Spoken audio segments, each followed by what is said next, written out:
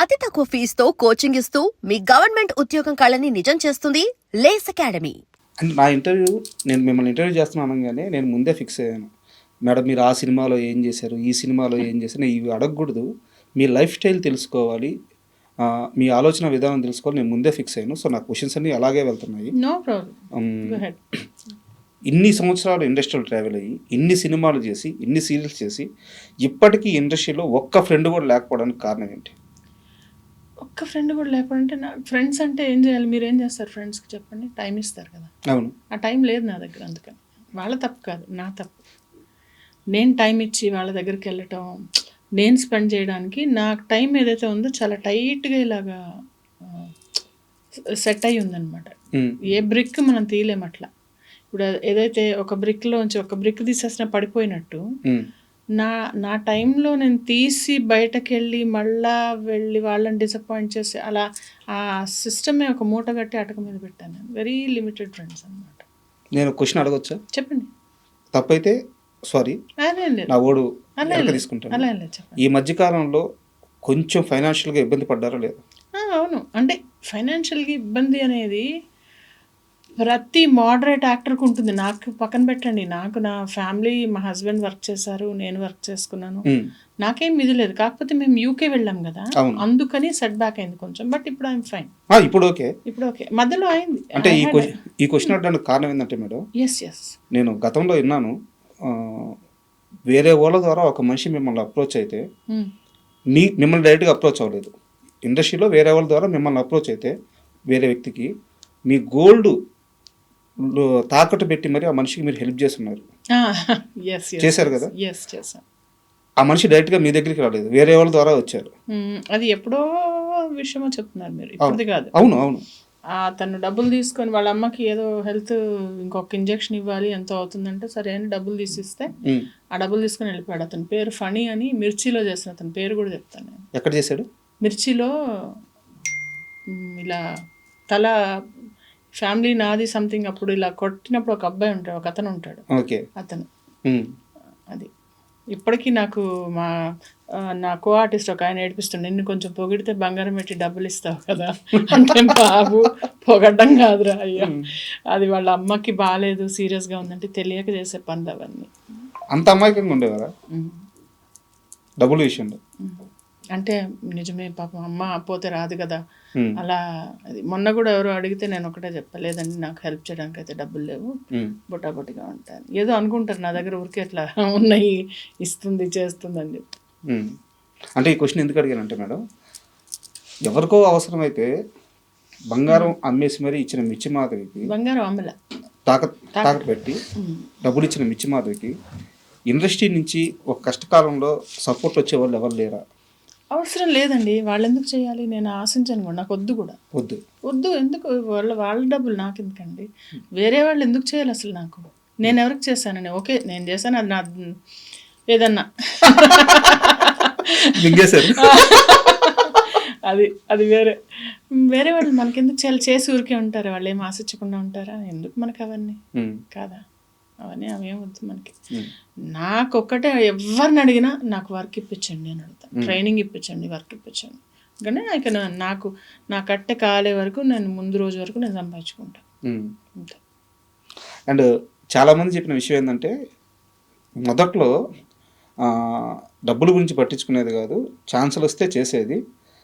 తర్వాత మిర్చి మాధవి ఎలా అయిపోయిందంటే, నాకు ఎంత ఇస్తారో చెప్పండి, మీ ఇష్టం, బట్ ఇస్తానన్నది మాత్రం ఆపితే ఒప్పుకోను. అంతే కదా, అంతే కదా. అంటే కొంచెం నేర్చుకుంటాం కదా, ముందున్నట్టు అమాయకంగా ఉంటాం. తర్వాత కూడా ముందు అవసరం పడకపోయేది, అదే చెప్పాను కదా. ముందు నాకు అబండెంట్ డబ్బులు ఉండేవి, మా హస్బెండ్ జాబ్ చేసేవాళ్ళు. నాకు అవసరం కోసం ఏ రోజు నా ఇండస్ట్రీకి రాలే. కొంతమంది అవసరం కొద్దీ వస్తారు, వాళ్ళ ఏమి ఉండదు కదా. నా జాబ్ ఉండేది, నా ఆఫీస్ ఉండేది, నాకు అసలు ఒక్కోసారి అయితే షూటింగ్లో ఒక 20,000 అలా తెచ్చి మేనేజర్కి ఇచ్చి పెట్టేదాన్ని, ఉంచండి మీరు, నేను వెళ్ళేటప్పుడు తీసుకుని. ఇప్పుడు 20,000 తక్కువేమో. ఎప్పుడు మాట 18 ఏళ్ళ కిందటి మాట మాట్లాడుతున్నాను, 15 ఏళ్ళ కిందటి మాట మాట్లాడుతున్నాను. అలా పర్సులో డబ్బులు ఉండేవి. ఒక్కోసారి అసలు లెక్క కూడా చూసుకునేదాన్ని కదా, ఎంత ఉన్నాయి కూడా చూసుకునేదాన్ని కదా, ఇట్లా తీసి ఇచ్చేదాన్ని. అలా ఉండేవి డబ్బులు ఉండేవి బాగానే. ఇప్పుడు రాను కొంచెం ఖర్చులు ఎక్కువ అయ్యి అన్నీ కొంచెం ఇది అవుతుంది కదా. అంటే ఒక మనిషి అక్కడి నుంచి ఇక్కడ ఇలా ఈ రేంజ్కి మారిపోవడానికి ఏవో కొన్ని ఇన్సిడెంట్ జరుగుంటాయిగా. మీ కష్టాన్ని దోచుకొని ఉంటారుగా, అలాంటి ఇన్సిడెంట్స్ ఫేస్ చేసిన తర్వాత ఇలా అయిపోయారా? దోచడం అన్నను రెస్పాన్సిబిలిటీస్ అంట. రెస్పాన్సిబిలిటీస్ చిన్నప్పుడు పిల్లలకి ఏం ఖర్చు ఉంటుంది, పెద్ద అయ్యే కొద్ది వాళ్ళ ఖర్చులు ఎక్కువ అవుతాయి కదా. మీకే తెలుసు ఒక బ్రాండెడ్ షర్ట్ కొనాలంటే ఎంత అవుతుంది. పైగా ఇద్దరు చదువుకుంది ప్రీమియం ఇన్స్టిట్యూట్స్లో. మా ఇద్దరు అబ్బాయిలు ఇంజనీర్లు. ఎంఎస్ చేశాడు అబ్బాయి. వాడు ఒకడు విఐటి, ఒకడు ఎస్ఆర్ఎం. అంటేనే అసలు ఎస్ఆర్ఎం ఇంజనీర్ అంటేనే అది ఫుల్ అసలు ప్రైవేట్ యూనివర్సిటీస్ అవి. ఇంటి కోసమే ఖర్చు పెట్టాను నేను. దుబారా చేసింది లేదు, ఎగరేసింది లేదు, ఏం లేదు. అలా మీకోసం మీరేం చేసుకున్నారు ఈ 18 ఏళ్ళ కష్టంలో? నా కోసం నేనేం చేసుకోవాలంటే ఇదిగో ఇలా బట్టలు కొనుక్కున్నా, 1500 చీరలు కొనుక్కున్నా, వంటలు చేసుకొని శుభ్రంగా తిన్నా. I'm happy. అంటే ఒకటేంటంటే నాకేం కావాలని నేను తెచ్చుకుంటాను. నేను ఏ రోజు ఐఎమ్ నాట్ డిప్రైవ్డ్. అంటే డిప్రైవ్డ్ అంటే తెలుసా మీకు? దానికోసం తహతహలాడను, తప్పించను. ఏ వస్తువు కోసం, మనిషి కోసం, ఏ విషయం కోసం అదేం ఉండదు. నాకు ఏదైనా కావాలి అని అనుకుంటే ఐ విల్ సీ దట్, అది నేను తెచ్చుకుంటాను. లేదంటే వదిలేస్తా. ఎంత బుర్రని అంత ఏమంటారు దాన్ని రంపం పెట్టి కోసుకొని ఆ బాధలు నాకు పడే ఓపిక లేదు. తక్కువ పేషెన్స్ తక్కువ వాటిల్లో. కొన్ని ఉండాల్సిన చోట బోల్డ్ పేషెన్స్ ఉంది, అక్కర్లేని చోట పేషెన్స్ లేదు. చాలా దగ్గర దూరాలకు కూడా ఫ్లైట్ టికెట్లు బుక్ చేస్తారంట, ఫ్లైట్లోనే వెళ్తారంట, చాలా లగ్జరీ జర్నీ కావాలంట. ఏంది లగ్జరీ జర్నీ అని కాదు, అంటే నిజమేనా? అంటే సపోజ్ టైం చూసుకుంటా. అంటే నేను వెళ్ళిపోవాలంటే వెళ్ళడం వచ్చేయడం, అంటే నాకు అదే చెప్తున్నా కదా, కంఫర్ట్ చూసుకుంటా. అలా కంఫర్ట్ చూసుకుంటా. పిల్లలకు కూడా అలాగే.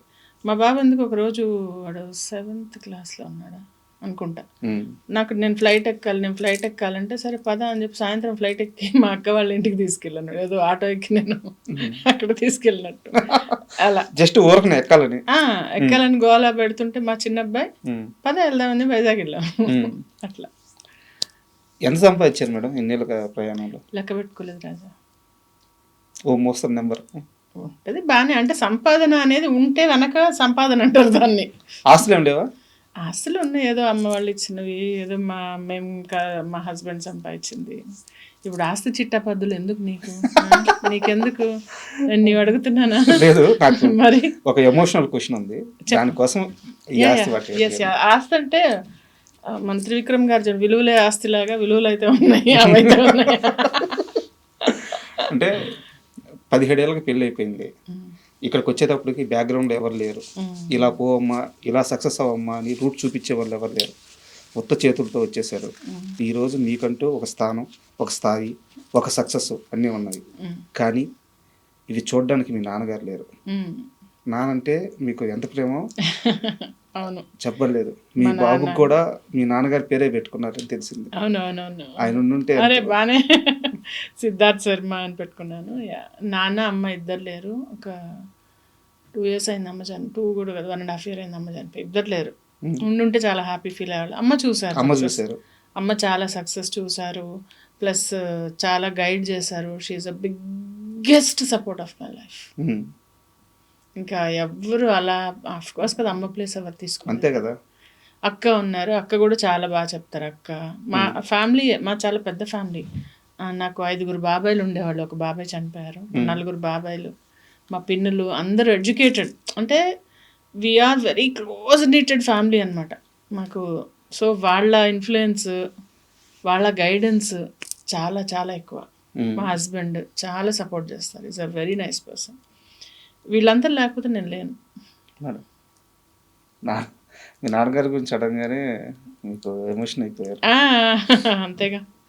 కానీ ఏం చేద్దాము, నేనేమంటానంటే మనకి దేవుడిచ్చిన ఆయుష్ని మనము చేజేతలు తీసుకోకూడదు. అది ఒక మీరు అన్నారు ఇందాక సూసైడ్ అని చెప్పి, అలా కాకపోయినా చాలామంది ఈ అలవాట్లు వీటి వల్ల బాడీని మనం అబ్యూజ్ చేయడానికి మనది కాదు ఇది. అంటే మీరు ఇదేంటిది అనుకోవచ్చు. మనకి బాడీ ఇచ్చినందుకు దీన్ని చూసుకోవాలి కదా. అలా చూసుకోకుండా మా నాన్నగారికి క్యాన్సర్ వచ్చి చనిపోయారు ఆయన. He was a smoker. కొంచెం అలా నాకు ఎప్పుడు ఆ బాధ ఉండేది. ఎందుకు ఇంకా నాన్న కరెక్ట్గా కనుక అవి లేకపోయి ఉంటే కరెక్ట్గా ఉండుండేవాళ్ళు కదా ఇంకా అని చెప్పి. దేవుడిచ్చినది కాపాడుకోవాలి, మనం తెచ్చుకోలేము. ఉన్నది పోగొట్టుకోకుండా ఉంటే చాలు.